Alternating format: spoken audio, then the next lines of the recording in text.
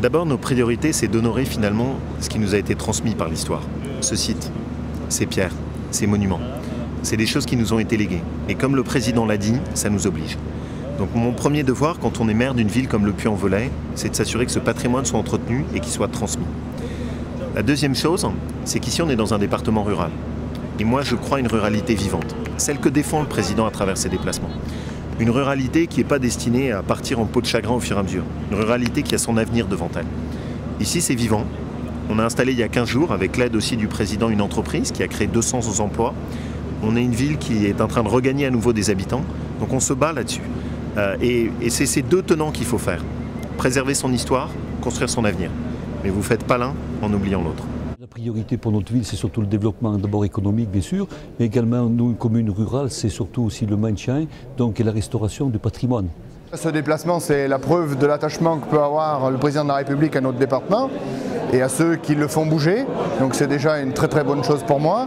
Après avoir fait un discours sur le patrimoine et les valeurs de la France liées à tout ce qui était notre passé et notre histoire, j'ai trouvé ça très intéressant. C'est des enjeux tout simples.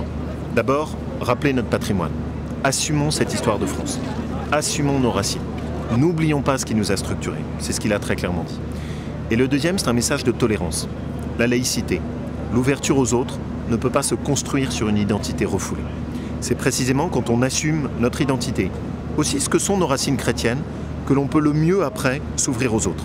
C'est ça le sens de son discours.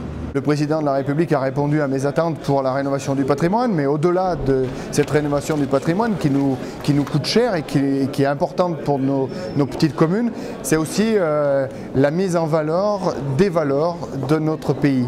Nous avons, et je suis un pur produit de cela, j'ai reçu une éducation judéo-chrétienne qui fait qu'elle transmet avec elle un certain nombre de valeurs dont je suis fier. Et la France a ces valeurs-là. Ce n'est pas une insulte que de les mettre en avant et de le dire très fort. Je pense qu'on a senti à travers le discours du président un discours fort justement sur la préservation du patrimoine et surtout sur l'intérêt fort que porte donc le gouvernement et bien sûr le président sur la restauration et la mise en valeur de notre patrimoine local. Ce message fort, il est tout simple. On a un patrimoine, on a une histoire, elle nous oblige, on n'a pas le droit de l'oublier.